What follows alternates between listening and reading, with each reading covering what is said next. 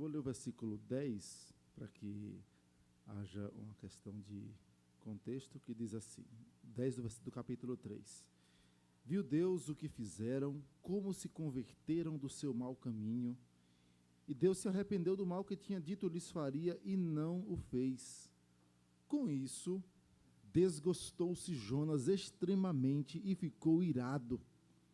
E orou ao Senhor e disse: Ah, Senhor, não foi isso que eu disse estando eu ainda na minha terra?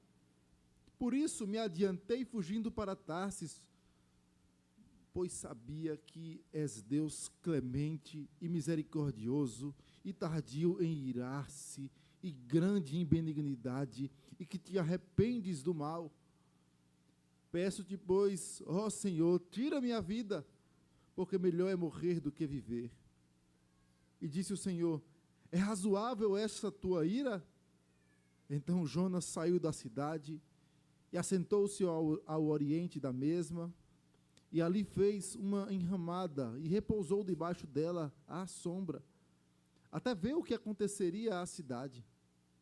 Então fez o Senhor Deus nascer uma planta que subiu por cima de Jonas, para que fizesse sombra sobre a sua cabeça, a fim de o livrar do seu desconforto. Jonas, pois, se alegrou em extremo por causa da planta. Mas Deus, no dia seguinte, ao subir da alva, enviou um verme, o qual feriu a planta, e esta se secou. Em nascendo o sol, Deus mandou um vento calmoso oriental. O sol bateu na cabeça de Jonas, de maneira que desfalecia, pelo que pediu para si a morte, dizendo: Melhor me é morrer do que viver. Então perguntou Deus a Jonas: É razoável esta tua ira por causa da planta?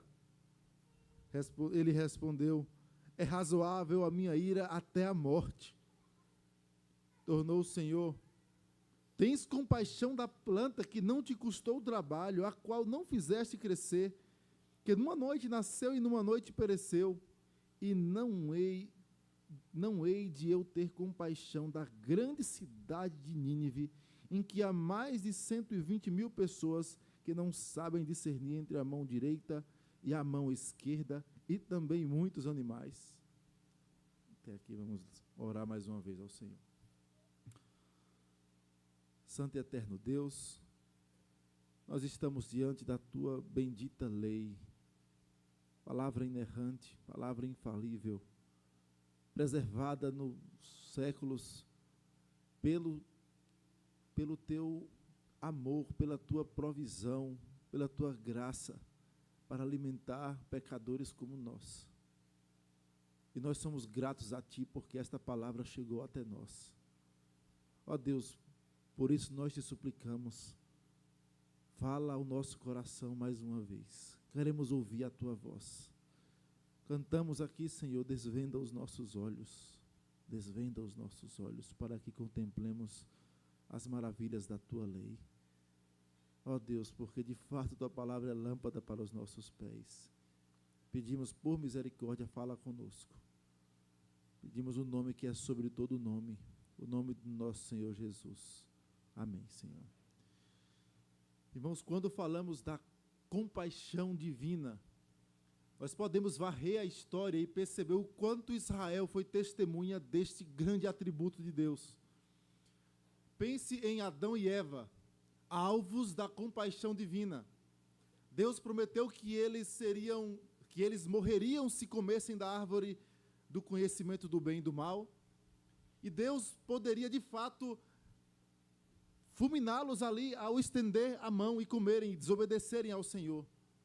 Mas Deus, sendo compassivo, misericordioso, além de dar uma sobrevida, e eles morreram de fato, mas eles não morreram instantaneamente, prova da misericórdia de Deus sobre eles, de tal modo que essa misericórdia se estendeu, e eles recebem graciosamente dádivas da parte de Deus ali. Se você se recordar do relato, você vai perceber que Deus dá a eles uma palavra de juízo e uma palavra de graça, da sua misericórdia sobre a vida deles. Deus fala, por exemplo, olha, você vai sofrer para obter o sustento da terra. Agora, colocar o pão na mesa vai ser com suor, com fadiga, espinhos, abrolhos e tantos males que acometerão a terra, de tal modo que mais à frente o pai de Noé fala: este nos consolará, seu nome será Noé, porque este nos consolará das fadigas dessa terra que o Senhor amaldiçoou. Mas Deus fala assim: mas você ainda vai obter o sustento, vai sofrer, mas vai ter também um elemento de graça da minha mão misericordiosa, da minha compaixão. Eva, você vai sentir dores de parto sobremaneira, ter filhos vai ser dolorido, ter filhos vai trazer muita dor, muita lágrima, muitas noites sem dormir, mas você vai ter a graça de gerar filhos. Você vai ter a graça de aguardar a expectativa de um Messias que sairá através de um parto. Ande mais um pouco na história da redenção e você vai vislumbrar mais da compaixão de Deus. Observe como Deus é compassivo diante de Sodoma e Gomorra. Abraão fala: Senhor, e se houverem ali 50 justos, 50? Olha, eu vou ter compaixão por amor aos 50. E aí nós conhecemos. E Abraão: Senhor, e 40, e 30, e 20, e 10. Não havia 10. Mas percebam que Deus ali promete compaixão mesmo por amor a esses 10 justos. Ande mais e perceba a misericórdia de Deus sobre Israel, os descendentes de Abraão, filhos da promessa, mas que abandonaram o Deus verdadeiro e afeiçoaram-se ao Egito, de tal modo que mesmo sendo livrados tantas vezes pelas mãos de Deus, durante o deserto, na caminhada, olhavam para trás e diziam: nós queremos as cebolas, os pepinos do Egito, lá nós comíamos carne. E Deus sendo misericordioso com aquele povo. Você anda mais um pouco e você percebe já facetas do que acontece com Jonas. Deus exercendo misericórdia sobre Raabe, a meretriz. Aliás, um pouco antes, lembre do caso do faraó, no caso com Abraão, ou de Abimeleque. E Deus tem misericórdia deles e não os fulmina por terem tocado ou tentado tocar em Sara. Lembre que havia uma promessa: abençoarei os que te abençoarem e amaldiçoarei os que te amaldiçoarem. E aí, naqueles 2 relatos, o que acontece é isso: eles recebem o peso da mão de Deus, mas Deus misericordiosamente não derrama um juízo final sobre a vida deles. E aí você chega, por exemplo, em Raabe. Raabe era o quê? Era uma serva de Deus que buscava o Deus da aliança. Não. Raabe era uma meretriz. E Deus graciosamente a salva. E lá no Novo Testamento, não me recordo a referência exata, mas diz assim: e Raabe, a meretriz, não foi destruída com os desobedientes, porque Deus a resgatou com compaixão, com misericórdia, alguém que era de fora da aliança. Misericórdia sobre os de fora da aliança. Era algo diferente para o olhar do povo de Deus. Você anda mais um pouco e você vê também misericórdia sobre os reis de Israel. E aí eu me recordo e especifico Manassés. Homem sanguinário, terrível aos olhos do Senhor. Um dos motivos do cativeiro, dos 70 anos de cativeiro na Babilônia, foi o reinado de Manassés. Rei terrível. Mas a Escritura diz que ele se prostrou ao Senhor. Suplicou a misericórdia do Senhor, a compaixão de Deus. E encontrou lugar de arrependimento. E Deus o trouxe de volta. Nós não temos o relato da sua oração, mas a Escritura fala que a oração dele, por tão marcante, ficou registrada em um dos livros perdidos na história, não inspirados. Mas perceba que a Escritura trata Deus não como somente um Deus que é juiz. Ele de fato é juiz. Ele de fato é irado. Ele se ira contra o pecado, contra a maldade. Deus é santo. E aí mais um atributo, santidade. Mas a Escritura fala também, na mesma medida, porque Ele é Deus, é de justiça, ira, santidade, mas também de amor, misericórdia, compaixão, graça. E é isto que Jonas não entende. Jonas queria a graça de Deus derramada somente sobre Israel e sobre os inimigos de Israel, somente o juízo. Mas Jonas se esquece, o que mencionamos na última semana, o quanto Deus foi progressivamente ensinando o seu povo. A aliança não é só para Israel. A aliança não é só para os filhos da carne de Abraão, filhos nascidos de sangue, não somente. Mas a aliança apontava para a redenção de todos aqueles que Deus chamaria dentre todas as nações. E aí citamos Salomão dedicando o templo e orando, Senhor, que os outros povos se temam como Israel. Você percebe Abraão, a promessa é para todas as famílias da terra. As leis em Israel já falavam a respeito de um estrangeiro que se convertesse ao Deus da aliança. Mas Jonas, no seu coração, queria juízo. Jonas estava irado. Jonas não percebe essa perspectiva que o apóstolo Pedro, no texto que lemos, nós lemos um texto sequencial, mas na providência de Deus caiu em uma citação que nós colocamos, que diz assim: vós, porém, sois raça eleita, sacerdócio real, nação santa, povo de propriedade exclusiva de Deus. E aí você percebe, quem é esse povo? É Israel. Esta era uma promessa dada lá em Êxodo, em Deuteronômio, apontando para Israel. Vocês são a raça, vocês serão chamados reino e nação de sacerdotes para o Senhor. Eram as promessas. E aí Pedro se dirige aqui a uma igreja nascida fora de Jerusalém, também composta de gentios, judeus, mas gentios também.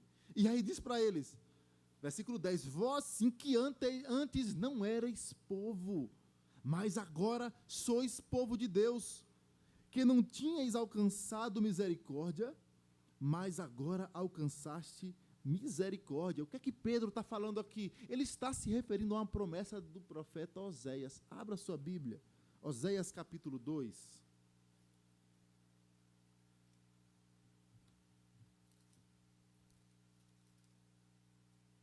Logo depois do profeta Daniel. Oséias capítulo 2.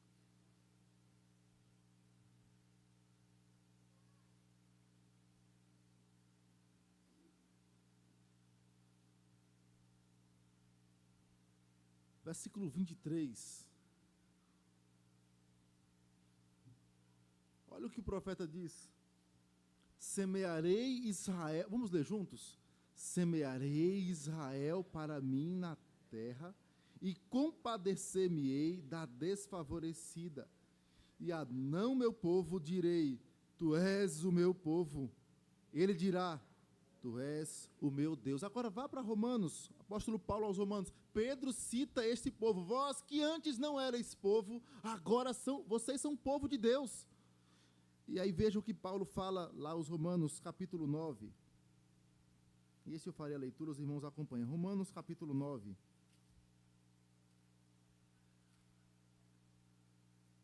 Um texto muito conhecido pela igreja, texto que fala da soberania de Deus na salvação, texto que fala, olha, o oleiro tem ou não direito do vaso de fazer um para honra e outro para desonra? Deus elege a quem Ele quer, Deus endurece quem lhe apraz, Deus tem misericórdia de quem Ele quiser ter misericórdia. E aí Paulo diz, a partir do versículo 18, logo tem Ele misericórdia de quem quer, e também endurece a quem lhe apraz. Tu, porém, me dirás, de que se queixa ele ainda? Pois quem jamais resistiu à sua vontade? Quem és tu, ó homem, para discutires com Deus? Lembra de Jonas? Jonas estava discutindo a salvação de Nínive. Porventura pode o objeto perguntar quem o fez, por que me fizeste assim? Ou não tem oleiro direito sobre a massa para do mesmo barro fazer um vaso para a honra e outro para a desonra?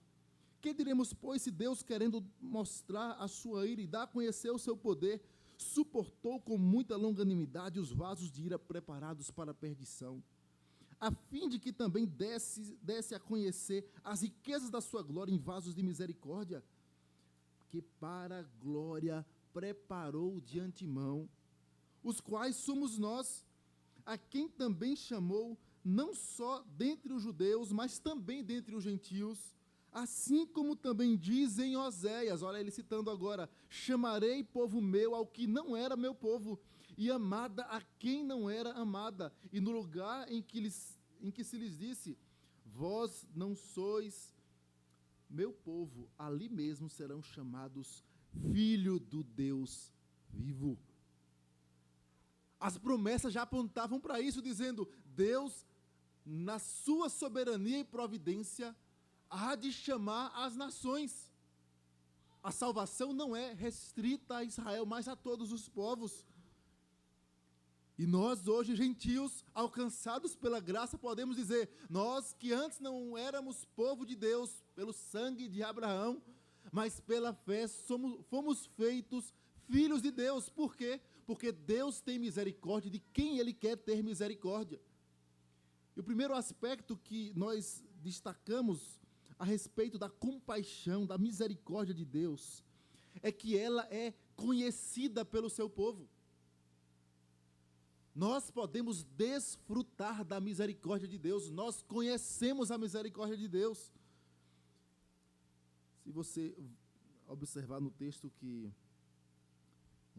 nós lemos, a Escritura fala, irmãos, da misericórdia de Deus, a fim de que também desse a conhecer as riquezas da sua glória em vasos de misericórdia. Nós somos alvo da misericórdia de Deus. A misericórdia de Deus era conhecida por Jonas. Jonas não ouviu falar sobre a misericórdia de Deus como a rainha de Sabá, lá longe, ouviu falar de um reino.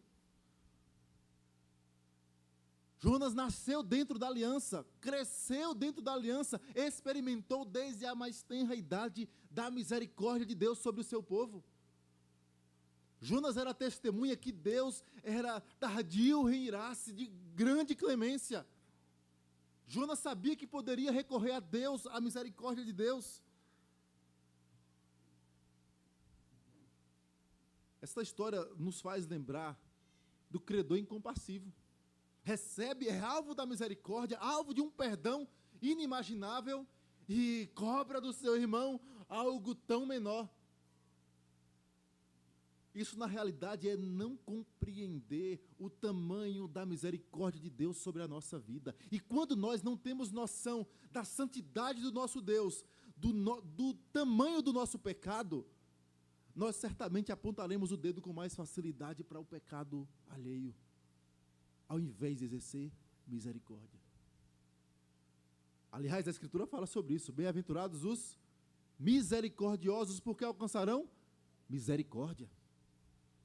Porque nós conhecemos a misericórdia de Deus, fomos alvos dela, e o texto vai mostrar, de fato, Deus está irado. E a Escritura fala de um Deus irado. Deus estava irado contra Nínive. Nínive seria alvo do juízo de Deus, caso não se arrependesse. Mas vai mostrar que o profeta não demonstrava conhecer tanto os atributos de Deus. Isso é contraditório, porque ele é alvo da misericórdia, ele conhece a misericórdia de Deus, mas ele age como se não conhecesse. Mas veja a expressão dele, no versículo 2, lá voltando para o livro de Jonas.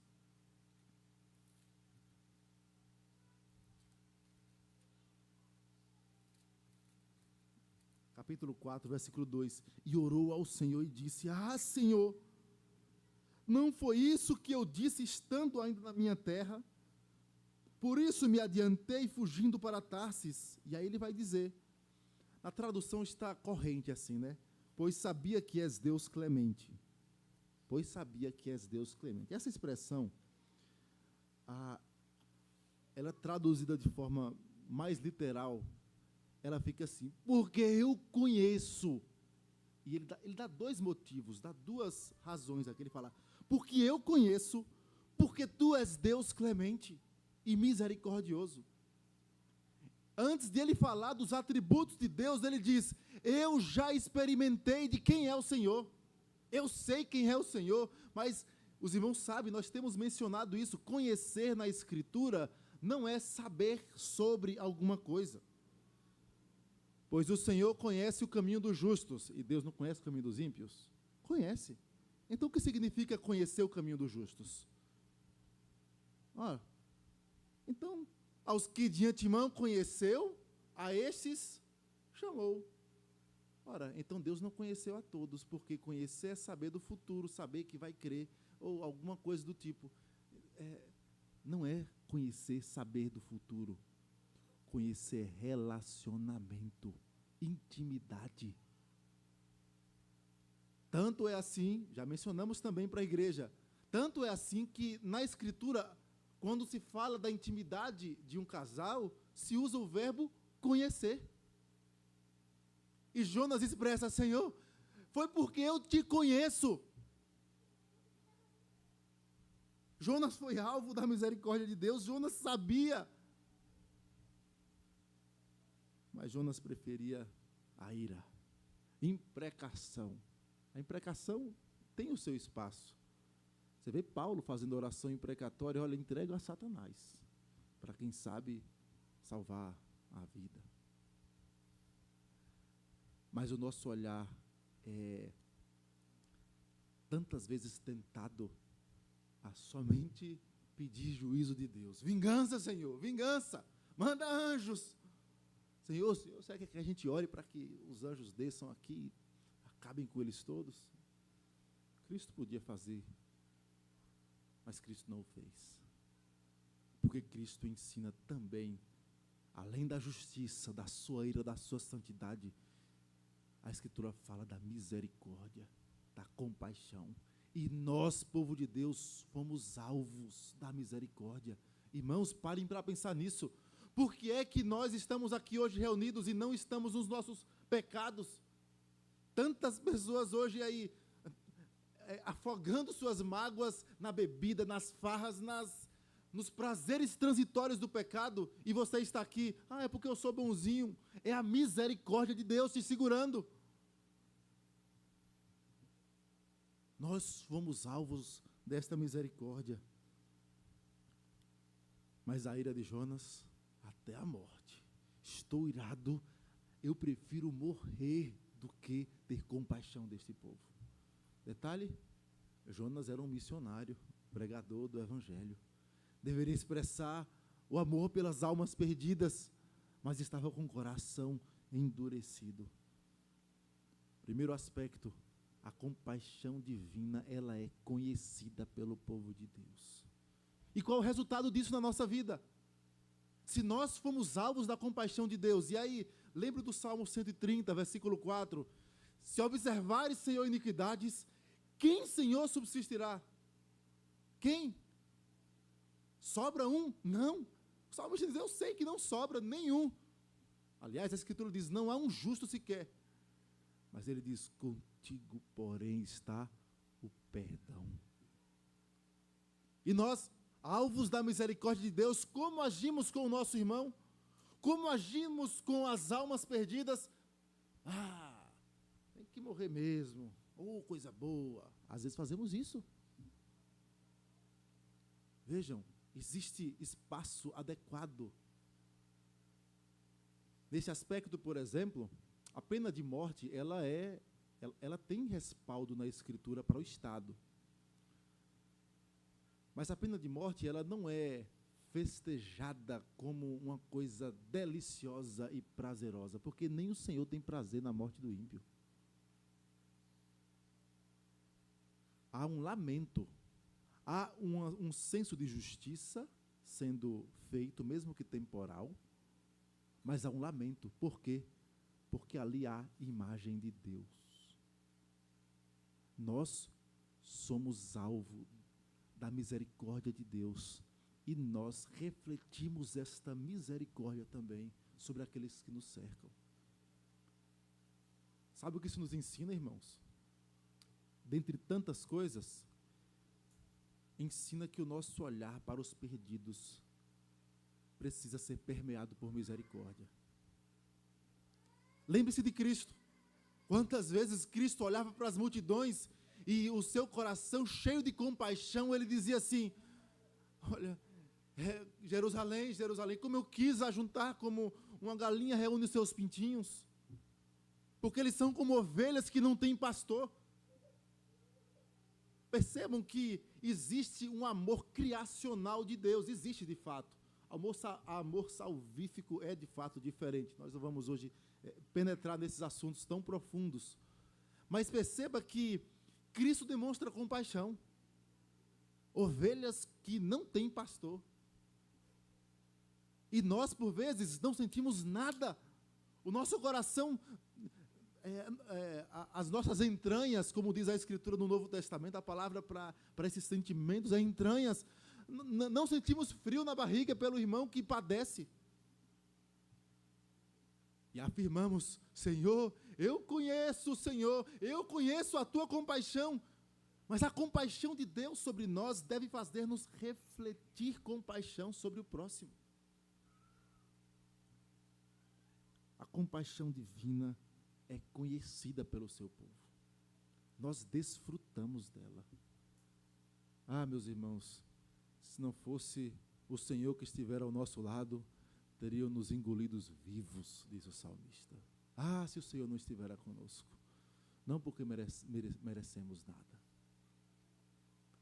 Crianças, vocês precisam olhar para a Escritura e aprender a ter compaixão. E no caso de vocês, eu vou dar um exemplo para vocês terem compaixão. Lembrem-se de crianças que não conhecem a Jesus. Está assim, no mundo. Muitos coleguinhas seus na escola não conhecem a Jesus. Eles não sabem, nem percebem que são pecadores e que Deus está irado contra o pecado. Nem sabe que Deus é cheio de amor, de bondade, de compaixão e que é poderoso para salvar eles. E como é que eu posso demonstrar compaixão para os meus colegas que não conhecem a Jesus? Fale sobre aquele que é a expressão maior da compaixão de Deus. Quem é? Jesus. Fale sobre Jesus. Falar de Jesus é expressar compaixão pelos perdidos. Fale de Jesus. Mas há o segundo aspecto que destacamos. A compaixão divina, ela é conhecida por Jonas. Jonas, eu conheço, Senhor, a tua compaixão e por isso que eu fugi. Ela é conhecida pelo povo de Deus, mas ela também é contrastada com a nossa compaixão, com a compaixão do velho homem, com os ímpetos do coração enganoso. Aliás, a Escritura diz isso: enganoso é o coração e desesperadamente corrupto. Quem o conhecerá? A resposta da Escritura é: o Senhor, eu mesmo conheço o coração. E vejam o contraste. A partir do versículo 4, a Escritura diz: e disse o Senhor, é razoável essa tua ira? Então Jonas saiu da cidade e assentou-se ao oriente da mesma, e ali fez uma enramada, e repousou debaixo dela à sombra, até ver o que aconteceria à cidade. É aqui. Jonas saiu correndo pregando, ainda em 40 dias Nínive será destruída pelo Senhor. Depois ele subiu num canto, ficou olhando a cidade, ao oriente da cidade, e falou assim: agora eu vou ver o juízo de Deus. Nínive vai ver o que é se levantar contra Israel, contra o povo de Deus. Juízo. O coração de Jonas estava desse jeito. E Deus fala assim: você está sentindo prazer e satisfação nisso? É razoável isso? É isto mesmo que você diz experimentar? E aí Deus faz para ele o que eu chamo de uma sombra melhor. Lembre de Adão e Eva? Adão peca contra o Senhor, pega folhas e tenta se cobrir a vergonha do pecado. Adão conseguiu? Não.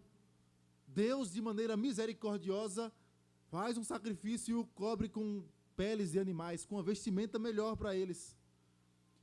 Jonas está ali, terrível, de coração amargurado, cheio de ira, e aí ele faz uma ramada assim, que imagine o sol, para vocês terem noção,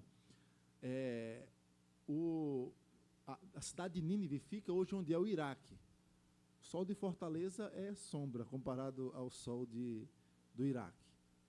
E agora pense, Jonas, naquele sol, deserto, região desértica, e aí ele faz uma sombra para si, só que a sombra dele não estava tão boa. E o texto vai dizer, versículo 6, então fez o Senhor Deus nascer uma planta, que subiu por cima de Jonas, para que ele fizesse sombra sobre a sua cabeça, a fim de o livrar do seu desconforto. Que Deus misericordioso! O profeta irado, desobedecendo ao Senhor no início, ele obedece, mas ele continua com o coração endurecido. E Deus ainda lhe dá uma sombra, melhor do que a que ele tinha feito. Mas perceba, enquanto Deus demonstra compaixão sobre Jonas, e vejam, Deus demonstrou compaixão sobre Jonas em vários episódios. Deus mostrou compaixão sobre Jonas e sobre Israel quando abriu seus lábios para profetizar a vitória e retomada de Israel de alguns territórios. Deus mostrou compaixão de Jonas enviando um peixe para que ele não morresse afogado. Deus mostrou compaixão de Jonas ouvindo sua oração do ventre do peixe. E agora Deus mostra compaixão de Jonas, olha, vou colocar uma sombra sobre a sua cabeça. Você vai ter uma alegria. Você vai ter um momento de satisfação, tranquilidade, uma sombra melhor para ele. O texto vai dizer no versículo 6, Jonas, pois, se alegrou, a parte final, se alegrou em extremo por causa da planta. Oh, alegria, uma plantinha. Mas enquanto a Escritura mostra Deus demonstrando compaixão sobre Jonas, você vai ver Jonas demonstrando compaixão sobre a planta. Parece o nosso tempo. Veja se não é verdade. Quanto mais, deixa eu lembrar a frase, quanto mais eu conheço os homens, mais eu amo os meus bichinhos de estimação.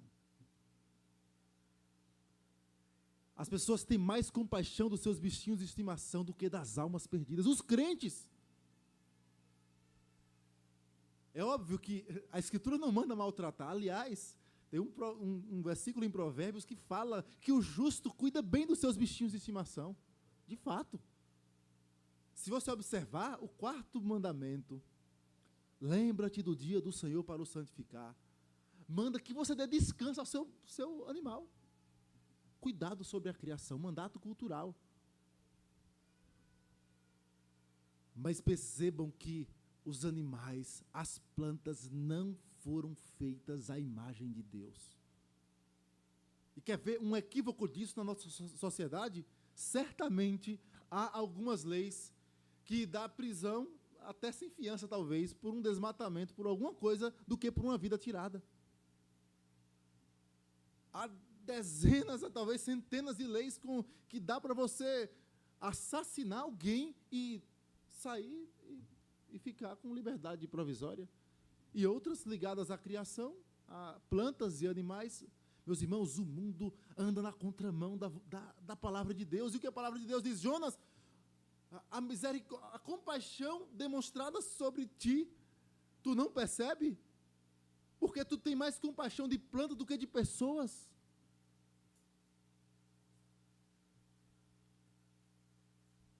Deus então tira o motivo do riso de Jonas. Deus faz nascer uma planta, Deus envia um verme, Deus manda o verme. No texto original, há a ideia da ordem de Deus sobre a criação. há uma grande ênfase no livro de Jonas sobre o controle absoluto de Deus sobre tudo. Sobre os homens, sobre a vontade dos homens, sobre a própria criação. E aí diz, Deus faz nascer uma planta, Deus envia o verme, Deus faz a planta secar, Deus manda um vento calmoso. Esta é uma expressão bem interessante. Por quê? Porque Jonas estava num deserto, numa região desértica, quente, e Deus manda um vento quente para afligir Jonas. A ideia de vento calmoso é, você está achando que está quente? Espera aí. E Deus manda um vento mais quente ainda. E Jonas, então, se aflige de um jeito e fala assim, eu também quero morrer por causa disso. Irado até a morte, de novo, versículo 8. Melhor me é morrer do que viver. Jonas não demonstra compaixão pelos marinheiros, não demonstra compaixão por Nínive, mas por uma planta. Meus irmãos, nosso coração é assim. Nosso coração é de fato enganoso. Nós somos tendentes a se apegar mais a coisas do que a pessoas criadas à imagem de Deus. Só é você parar para pensar quantas vezes neste ano você gastou tempo orando para que Deus converta alguém. Ah, mas eu oro pelo meu pai. É fácil, Jonas também oraria pelo seu pai. Jonas não conseguia orar pelo inimigo.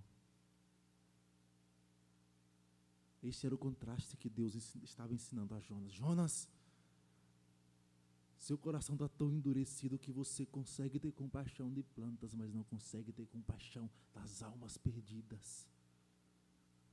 A compaixão, meus irmãos, divina sobre os homens, ela nos ensina sobre a nossa prioridade no exercício da compaixão. Nós somos egoístas por genética. Nós já nascemos egoístas. Os irmãos sabem, quem tem filhos sabe. É preciso ensinar uma criança a ser egoísta? Não, já nasce assim. Nós já nascemos assim, por causa do pecado que habita em nós. E um detalhe que esse texto nos ensina é que as nossas prioridades foram mudadas pelo Evangelho. Nós precisamos, quando o nosso coração se endurece desse jeito, nós precisamos olhar para a compaixão de Deus e contrastar de fato. Deus não faz assim comigo. Deus age diferente, Deus agiu diferente, transformando o meu coração. Como pode eu, na minha dureza de coração, não querer demonstrar compaixão com o meu próximo? Pense no tema do perdão, e está totalmente embutido no texto, porque Jonas não queria perdoar os ninivitas.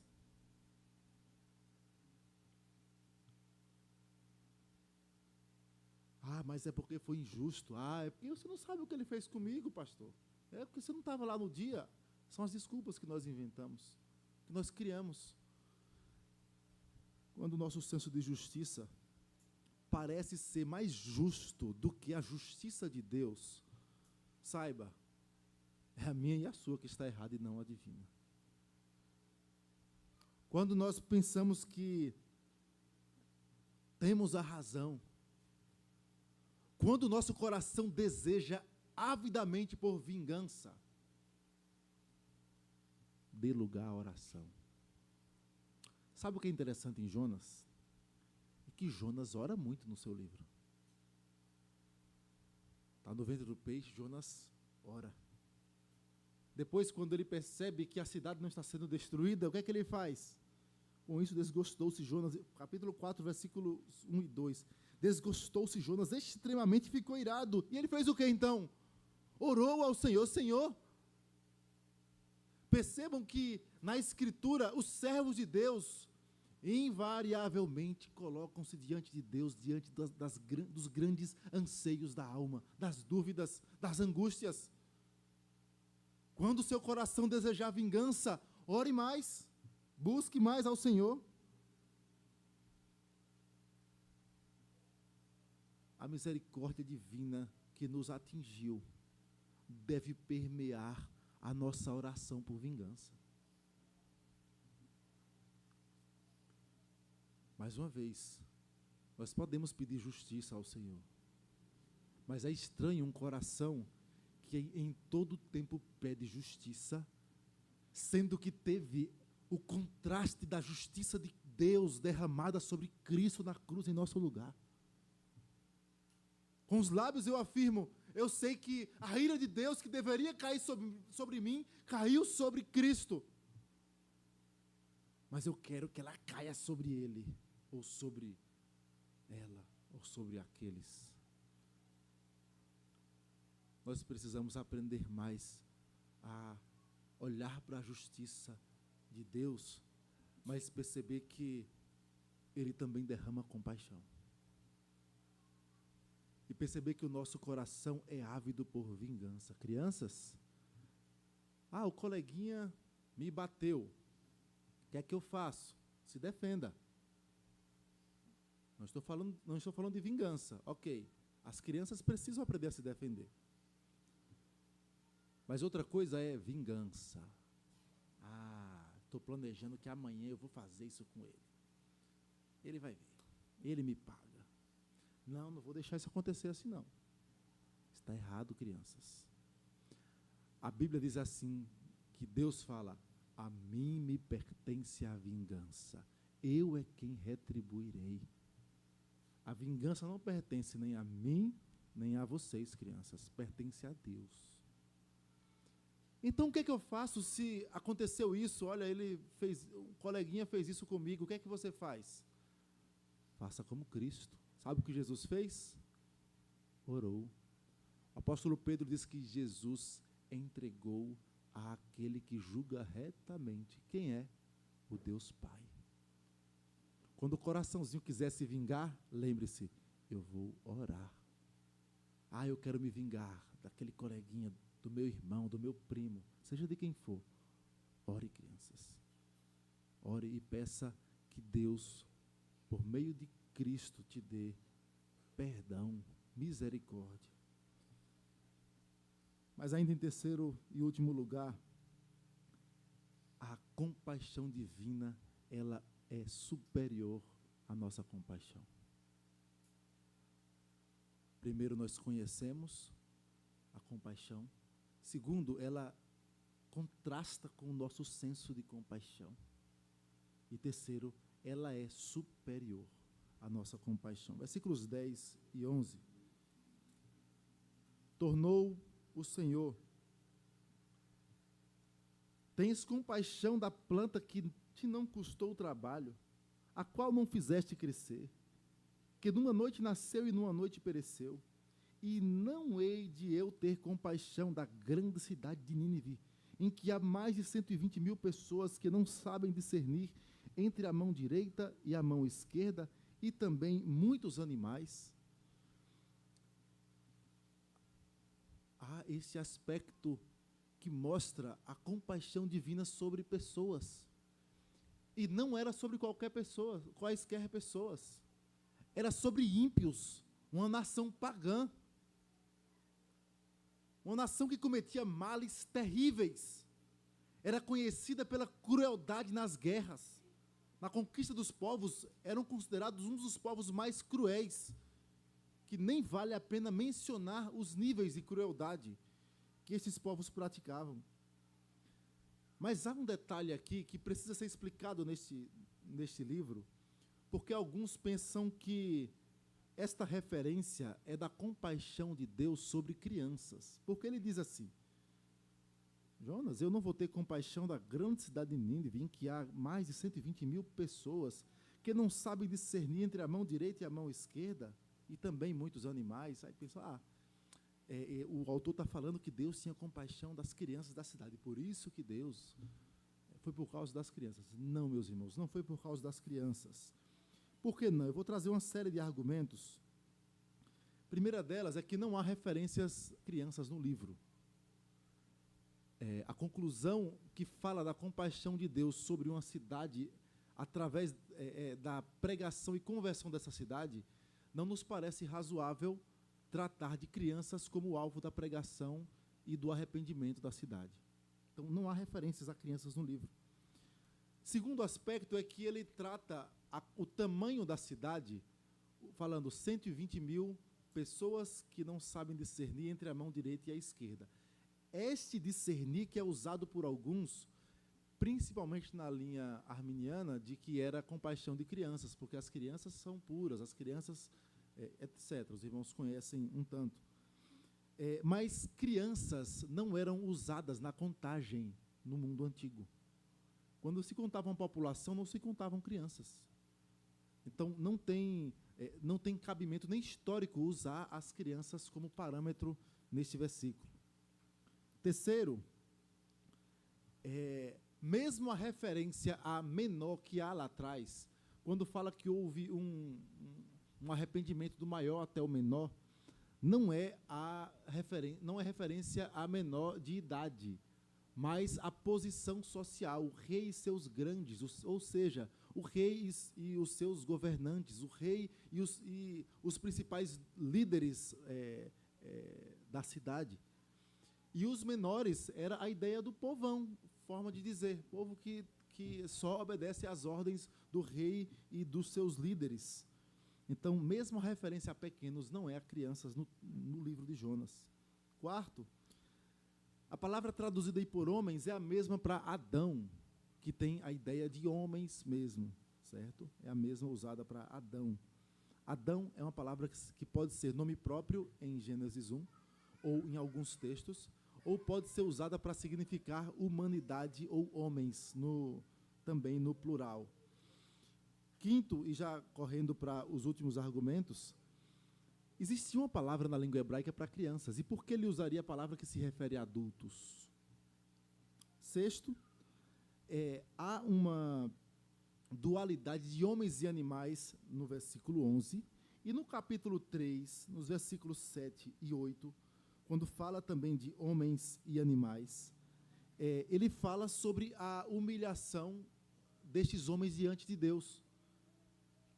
E se a referência a homens e animais no último versículo for a crianças, é uma referência a dizer que lá atrás só quem se arrependeram foram as crianças.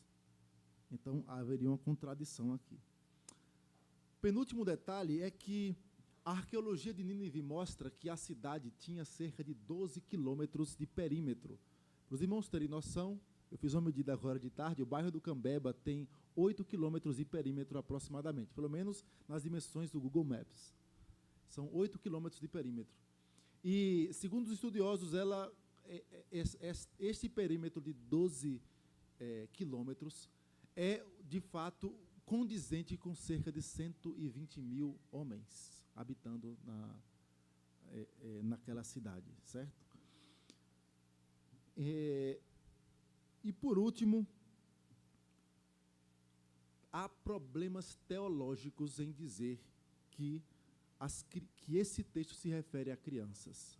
Eu estou dizendo isso porque há alguns pregadores que se referem a crianças nesse texto. E qual o principal problema em dizer isso?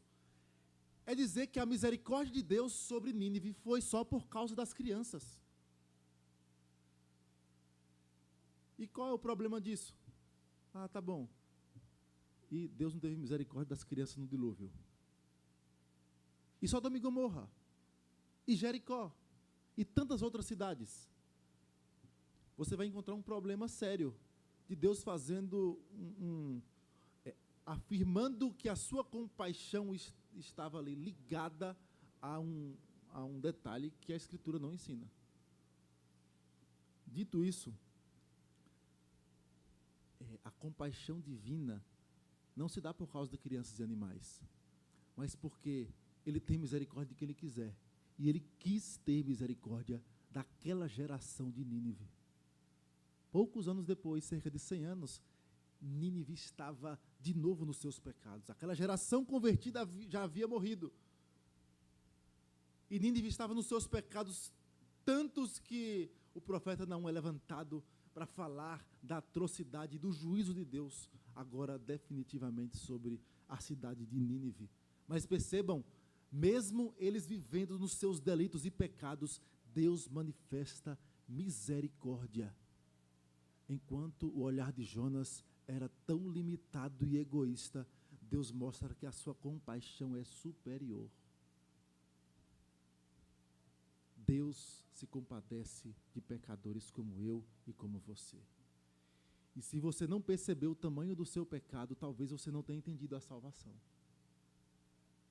O apóstolo Paulo, por exemplo, se colocava como um santo. Era assim? Eu sou o pior dos pecadores. Por quê? Porque persegui a igreja de Cristo. É a ideia da noção de que fomos alvo de uma misericórdia sem tamanho. Deus prova o seu próprio amor para conosco pelo fato de ter Cristo morrido por nós, sendo nós ainda pecadores. A misericórdia, onde abundou o pecado, superabundou o quê? A graça. E graça na Escritura é uma palavra muito ligada à misericórdia, à compaixão de Deus. E é esta a ideia. Deus derrama a sua graça, a sua misericórdia, a sua compaixão de modo abundante, transbordante, de tal modo que nós somos vasos de misericórdia e que demonstramos misericórdia sobre aqueles que nos cercam.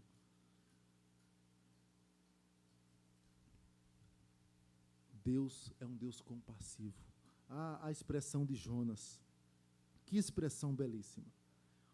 O profeta, até irado, profere palavra de Deus. Perceba, versículo 2, ele orou ao Senhor, irado. Ah, Senhor, não foi isso que eu te disse estando indo na minha terra. Por isso me adiantei, fugindo para Tarsis, porque eu conheço o Senhor. Eu sei que o Senhor é Deus clemente, misericordioso, tardio em irar-se, grande em benignidade e que se arrependes do mal.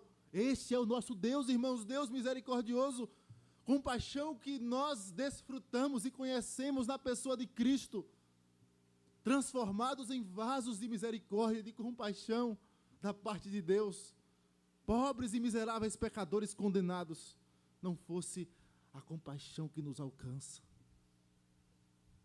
Ah, essa compaixão. Olhe para a cruz e perceba que contraste. Deus derramando ira sobre Cristo. Cristo demonstrando compaixão sobre até os seus algozes. Senhor, perdoa-lhes porque não sabem o que fazem. E o nosso coração, o velho homem, quer o quê? Paulo diz, morder e devorar uns aos outros. Misericórdia é o que Deus quer de nós. Bem-aventurados os misericordiosos, porque alcançarão misericórdia. Salmo 41. Bem-aventurado que acolhe o necessitado, porque no dia da angústia o Senhor o levantará. A graça de Cristo, meus irmãos, adentrou em nosso coração, para não menos do que superabundar sobre aqueles que nos cercam. Que o Senhor Jesus nos abençoe e nos ajude. Amém. Vamos orar? Aliás, antes da oração, vamos entoar o hino, né? Presbítero.